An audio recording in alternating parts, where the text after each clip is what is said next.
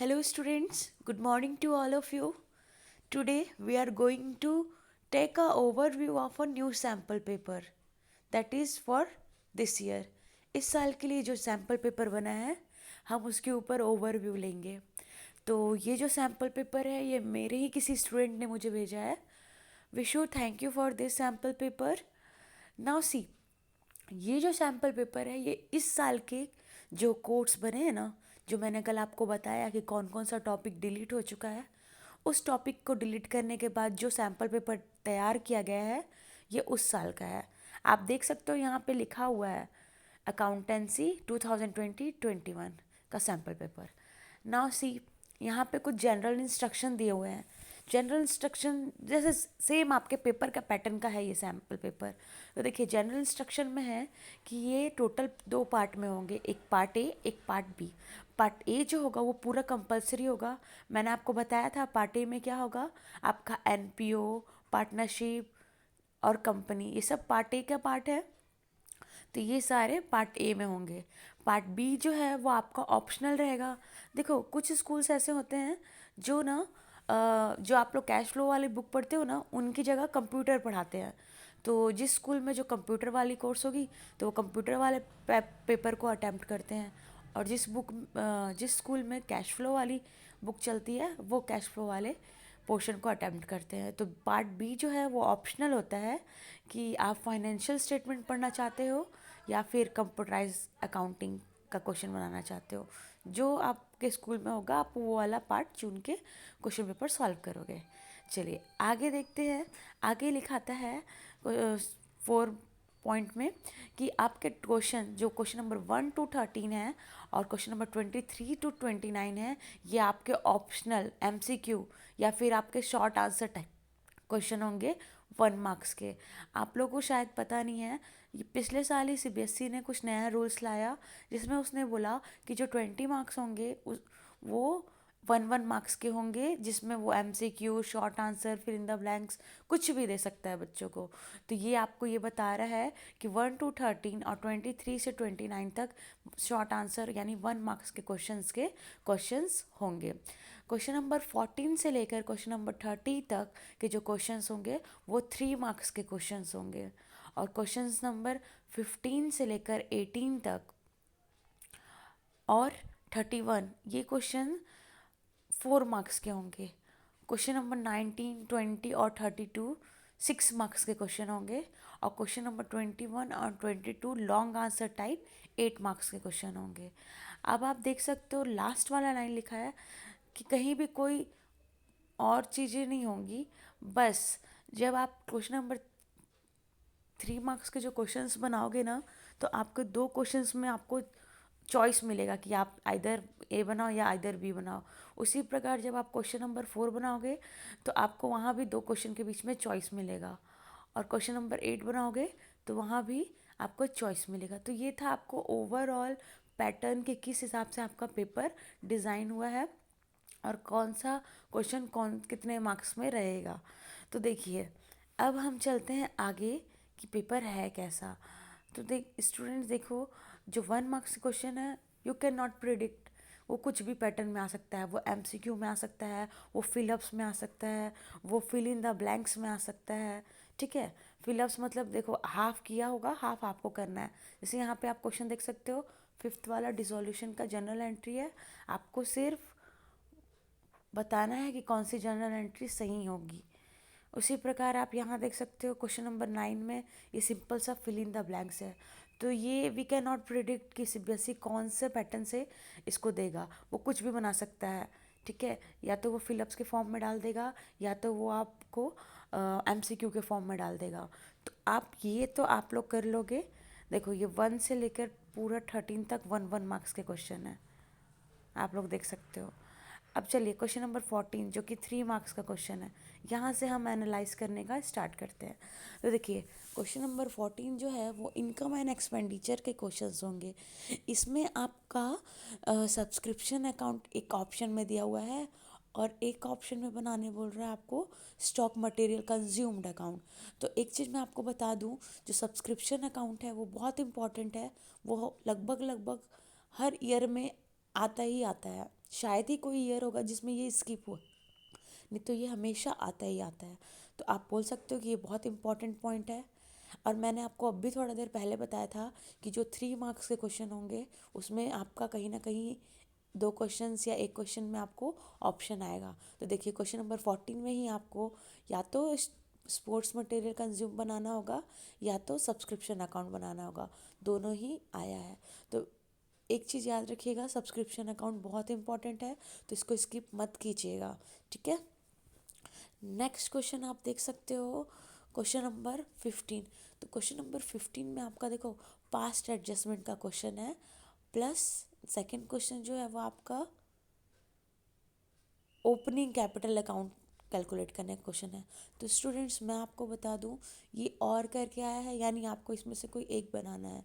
तो जो past adjustment का टॉपिक है वो बहुत ही इम्पॉर्टेंट है, मोस्ट इम्पॉर्टेंट क्वेश्चन, ठीक है, मोस्ट इम्पॉर्टेंट टॉपिक, क्योंकि यह हमेशा रिपीट होता है। तो आप लोग देखो, इससे आपको आइडिया लगते जाएगा कि कौन से चैप्टर को पढ़ते टाइम कौन से टॉपिक को बहुत ध्यान से पढ़ना है। जैसे कि मैंने आपको अभी बताया ना, एनपीओ में आपको सब्सक्रिप्शन अकाउंट बहुत ध्यान से देखना है। वैसे आप जब chapter 1 fundamental of partnership form पढ़ोगे तो आपको क्या ध्यान से देखना है, पास्ट एडजस्टमेंट को ध्यान से पढ़ना है, ठीक है। आई होप आपको क्लियर हो गया होगा। अब मैंने आपको बताया था ना कि क्वेश्चन नंबर 4 मार्क्स के भी क्वेश्चंस में आपको चॉइस मिलेगा, ऑप्शंस मिलेंगे कि आप कौन सा सॉल्व करो। तो देखो ये 15 क्वेश्चन नंबर वाला प्रूफ कर दिया। नेक्स्ट आप देखो कि क्वेश्चन नंबर 16। तो क्वेश्चन नंबर 16 जो है वो आपका शेयर्स के ऊपर है। तो मैं आपको पहले ही बता दूँ, शेयर्स वाले चैप्टर में कोई चीज़ें डिलीट नहीं हुई हैं, ठीक है। उसी प्रकार फंडामेंटल और पार्टनरशिप फर्म वाले चैप्टर में भी कोई चीज़ें डिलीट नहीं हुई हैं। तो देखिए शेयर्स वाला क्वेश्चन जो है बहुत ही अच्छा है, क्योंकि आपको मेहनत नहीं करना पड़ेगा, आपको सब कुछ फॉर्मेट बनाना, जर्नल एंट्री बनना, ये सब कुछ नहीं करना है। आपको बस क्वेश्चंस पढ़ने हैं और अमाउंट को फिलअप करना है। और ये बहुत ही आसान है, क्योंकि सब कुछ ऑलरेडी किया हुआ है, आपको बस थोड़ा सा अमाउंट और डालना है। तो ये बहुत स्कोरिंग होते हैं, इस टाइप के क्वेश्चंस आते हैं एग्ज़ाम में, तो क्योंकि ये हमारे टाइम भी सेव करते हैं और हमें मार्क्स भी अच्छे दिलाते हैं। अभी मैंने शेयर्स के ऊपर वीडियो नहीं बनाया है, बट बहुत जल्दी मैं शेयर्स के ऊपर वीडियो बनाऊंगी। नेक्स्ट देखो आप लोग, नेक्स्ट है आपका क्वेश्चन नंबर 17, जो कि है जर्नल एंट्री। तो मैं आपको एक चीज़ बता दूं, जो डिसोल्यूशन चैप्टर है ना, वो बेसिकली जनरल एंट्रीज में अब बहुत आ रहे हैं। जब हम 11th 12th में थे, दैट टाइम डिसोल्यूशन से आपके कंप्लीट क्वेश्चंस होते थे, बट धीरे धीरे पैटर्न चेंज हुआ और अब सिर्फ जनरल एंट्री आ रही है। तो प्लीज़ आप लोग इसकी मत कीजिएगा, क्योंकि डिसोल्यूशन चैप्टर बहुत ही आसान है और उसकी जनरल एंट्री तो और भी ज़्यादा इजी है। तो प्लीज़ उसको इग्नोर मत कीजिएगा और अच्छे से जनरल एंट्री प्रैक्टिस कर लीजिएगा। आगे देखिए 18 क्वेश्चन नंबर जो है वो आपका क्या है, ये बेसिकली हाँ, ये फंडामेंटल ऑफ पार्टनरशिप से, ये तो बहुत ही इजी क्वेश्चन है। इसमें बस ये बोल रहा है कि अगर पार्टनरशिप डीड नहीं है तो क्या क्या मिलना चाहिए और क्या नहीं मिलना चाहिए। तो आई होप आप सबको पता होगा कि पार्टनरशिप डीड नहीं होता है तो क्या क्या ट्रीटमेंट होता है। तो मैं आपको एक बार याद दिला दूँ, सिर्फ पार्टनरशिप डीड अगर नहीं होगा तो सिर्फ प्रॉफिट जो होगा वो दोनों को बराबर मिलेगा, और अगर लोन हुआ तो वो 6% पे मिलेगा। अगर डीड नहीं है तो बाकी कुछ भी नहीं मिलता है, ठीक है, क्योंकि डीड नहीं है इसीलिए। आई होप आपको थोड़ा थोड़ा नॉलेज भी मिल रहा होगा और आपको ये भी पता चल रहा होगा कि जब आप जो चैप्टर प्रैक्टिस करोगे तो आपको कौन कौन से पोर्शन प्रैक्टिस करने हैं। वीडियो के लास्ट में भी मैं आपको बता दूंगी कौन कौन से टॉपिक बहुत इंपॉर्टेंट है, ठीक है। चलिए आगे देखिए, आगे है क्वेश्चन नंबर 19। तो एक चीज़ मैं आपको बता दूं, जो चैप्टर नंबर एनपीओ वाला जो चैप्टर है ना, उसमें आपके 2 टॉपिक्स बहुत इंपॉर्टेंट है। एक है इनकम एंड एक्सपेंडिचर अकाउंट बनाना और एक है सब्सक्रिप्शन अकाउंट बनाना। तो प्लीज़ जब आप एनपीओ पढ़ोगे तो उसको मत स्किप कीजिएगा। तो देख सकते हो आप क्वेश्चन नंबर 19, जो कि आपके 6 मार्क्स के क्वेश्चन है, इसमें आपको इनकम एंड एक्सपेंडिचर अकाउंट बनाने बोला है। नेक्स्ट है आपका क्वेश्चन, जो कि है शेयर्स के ऊपर।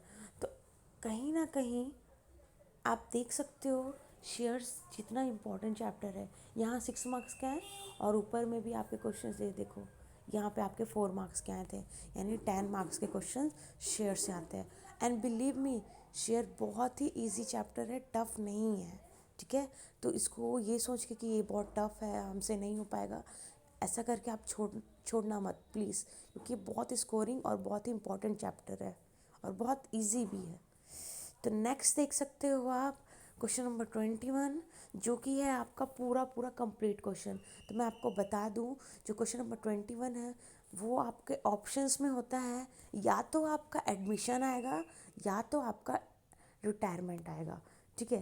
तो क्योंकि मैंने आपको कल ही बताया है, एडमिशन से कौन सा टॉपिक नहीं पढ़ना है आपको, adjustment of capital plus balance sheet. अब इसका मतलब ये नहीं है कि आप जो नॉर्मल पार्टनर्स कैपिटल अकाउंट है उसको छोड़ दोगे। Students, adjustment of capital is different and normal partners capital account is different. तो आई होप आप समझ पा रहे हो जो मैं आपको बोल रही हूँ। तो देखिए क्वेश्चन नंबर 21 एडमिशन से क्वेश्चन आया, जिसमें सिर्फ आपको एक जर्नल एंट्री बनानी है, यानी आप जो भी रिवैल्यूएशन और पार्टनर्स कैपिटल अकाउंट बनाओगे ना, उसकी सिर्फ जर्नल एंट्री इस क्वेश्चन में बनाना है। तो देख लो कितना आसान हो गया इस साल का पैटर्न। नेक्स्ट है रिटायरमेंट। तो रिटायरमेंट और एडमिशन ये आपके ऑप्शंस में होंगे, तो आप रिटायरमेंट वाला क्वेश्चन भी देख सकते हो, उसमें कोई प्रॉब्लम नहीं है। तो मैंने आपको कल ही बताया है, रिटायरमेंट वाले पोर्शन में आपका जो डिलीट हुआ है वो क्या डिलीट हुआ है, वो आपका डिलीट हुआ है डेथ वगैरह वाला पोर्शन और एडजस्टमेंट ऑफ कैपिटल। लेकिन इस क्वेश्चन में आपको क्या बनाने बोल रहा है, सिंपल सा revaluation account, partners capital account और बैलेंस शीट अकाउंट। अब मान लीजिए बेटा कोई ऐसा बच्चा है जिसने एडमिशन या रिटायरमेंट से सिर्फ एक चैप्टर पढ़ा है, तो उसको डरने की ज़रूरत नहीं है। आप वो एक ही चैप्टर पढ़ो, बट बेस्ट तरीके से पढ़ो, क्योंकि देखो यहाँ पे आपके ऑप्शनल में आते हैं, या तो आप एडमिशन पढ़ लो या तो आप रिटायरमेंट पढ़ लो, लेकिन आप जिसको भी पढ़ो बहुत ही ऑनेस्टी के साथ पढ़ो, कि आपको जब वो एग्ज़ाम में आए तो आप उसमें पूरा मार्क्स स्कोर कर पाओ, ठीक है। आई होप आपको क्लियर हुआ होगा। नेक्स्ट देखिए आप लोग, अगेन आपका क्वेश्चन आया शेयर्स का। तो आप देख लो कितना ज़्यादा इम्पोर्टेंट है शेयर्स आपके लिए, मतलब 6 मार्क्स के शुरू में आए, फिर 4 मार्क्स के हैं, और अगेन आपका 8 मार्क्स का आ रहा है। तो हम ये बोल सकते हैं कि काफ़ी 15 मार्क्स प्लस में है शेयर्स के क्वेश्चन। तो प्लीज़ इसको इग्नोर नहीं कीजिएगा, ठीक है। नेक्स्ट देखो, जैसे कि आपका पार्ट ए फिनिश हो चुका है, पार्ट बी वाला क्वेश्चन आ गया है। तो पार्ट बी वाले क्वेश्चन में आप देख सकते हो, मैंने आपको पहले ही बताया 23 से लेकर 29 तक शॉर्ट आंसर टाइप 1 मार्क्स के क्वेश्चन है। तो ये कुछ भी हो सकता है, इसलिए मैं आपको इसका ओवरव्यू नहीं दे रही हूँ। नेक्स्ट देखिए आगे, आगे आपका क्वेश्चन आया है जो कि है कंपैरेटिव स्टेटमेंट के ऊपर। तो मैं आपको एक बात बता दूं, जो क्वेश्चन होता है ना कंपैरेटिव स्टेटमेंट का, वो या तो आपको statement of profit and loss आएगा, या तो कॉमन साइज स्टेटमेंट यानी बैलेंस शीट वाला आएगा। तो आप दोनों में से कोई एक को भी बेस्ट तरीके से करोगे तो आपको फुल मार्क्स मिल जाएंगे। क्यों? क्योंकि दोनों ऑप्शंस में आता है। तो आपको देखो सब कुछ पढ़ने की ज़रूरत नहीं है, आपको वही चीज़ पढ़ना है जो आपको अच्छे से आता है, और उसको इतने अच्छे से पढ़ना है कि उसमें आपके मार्क्स ना जाए। आई होप आपको क्लियर हो रहा होगा। क्वेश्चन नंबर 30 जो है वो रेशियो के ऊपर है, और ये भी ऑप्शनल में है। तो आप अच्छे से रेशियो पढ़िएगा। इसमें मैं आपको ये नहीं बोलूँगी कि आप कोई भी 2 रेशियो पढ़ो, मैं आपको सजेस्ट करूँगी कि आप सारे रेशियो पढ़ लो, क्योंकि एग्ज़ाम में कुछ भी रेशियो ऑप्शन में आ सकता है। लेकिन क्वेश्चन नंबर 31 में आप देख सकते हो, या तो statement of profit and loss है ऑप्शन, या तो कॉमन साइज स्टेटमेंट है। तो आपको जो इजी लगे आप दोनों में से वो बना लेना। नेक्स्ट और लास्ट क्वेश्चन है आपका कैश फ्लो स्टेटमेंट। तो कैश फ्लो स्टेटमेंट से कोई पोर्शन डिलीट नहीं हुए हैं, तो आप इसको इग्नोर नहीं कीजिएगा, पूरा पूरा पढ़िएगा, ठीक है। होता है कई बार आपके आंसर्स नहीं टैली करते हैं, बट आपको मैं बता दूं, आप अकाउंटेंसी लिए हो, आप you are the commerce student, आप जितना सही बनाओगे आपको उतने मार्क्स मिलेंगे। तो आप कोशिश कीजिएगा कि कैश फ्लो स्टेटमेंट भी जितना हो सके आप उसको बनाइएगा, क्योंकि हमारा जो स्कूल था वो उसने हमें फाइनेंशियल स्टेटमेंट यानी कैश फ्लो वाली बुक से पढ़ाया था। तो हमने पार्ट बी में जो ऑप्शन चुना था वो एनालिसिस ऑफ फाइनेंशियल स्टेटमेंट चुना था। क्योंकि हमने कंप्यूटराइज अकाउंटिंग नहीं पढ़ा है, तो मैं आपको इसके बारे में सजेशंस नहीं दे पाऊँगी। ये वो बच्चे बनाएंगे जिनके स्कूल में एनालिसिस ऑफ फाइनेंशियल स्टेटमेंट की जगह कंप्यूटराइज अकाउंटिंग पढ़ाया जाता है, ठीक है। सो आई होप आपको आज का ये वीडियो पसंद आया होगा। अगर आपको वीडियो अच्छी लगे तो प्लीज़ वीडियो को लाइक कीजिए, शेयर कीजिए एंड सब्सक्राइब कर दीजिए चैनल को, क्योंकि अब मेरी पूरी तैयारी रहेगी कि मैं क्लास 12th के ऊपर वीडियोस बनाऊं, क्योंकि फाइनली आपका जो टेंटेटिव डेट है वो ऑलमोस्ट आ चुका है। फेब या मार्च में आपका एग्ज़ाम होगा। और अगर आपको मेरी पेड अप कोर्स के बारे में कुछ जानना हो तो आप नीचे कमेंट कर सकते हो। मैंने उस पेड अप कोर्स में भी जो आपका इस साल का पैटर्न है उस हिसाब से मैंने एग्ज़ाम का प्रिपरेशन करवाना स्टार्ट करने वाली हूँ मैं। तो अगर आपको वो पेड अप कोर्स के बारे में जानना होगा तो आप नीचे कमेंट कर दो, या फिर आप टेलीग्राम चैनल को ज्वाइन कर लो। चलिए, all the best for your exam. अच्छे से तैयारी शुरू कीजिए, because this is the last time, क्योंकि बहुत कम टाइम बचे हैं और बहुत ज़्यादा चीज़ पढ़ना है। और सबसे बड़ी चीज़, सीबीएसई ने आपकी इतनी बड़ी हेल्प की है, उसने मोस्ट कॉम्प्लेक्स या पोर्शन को तो इस साल हटा ही दिया है। तो आप चाहो तो आप आसानी से बहुत अच्छे मार्क्स स्कोर कर सकते हो। चलिए, थैंक यू।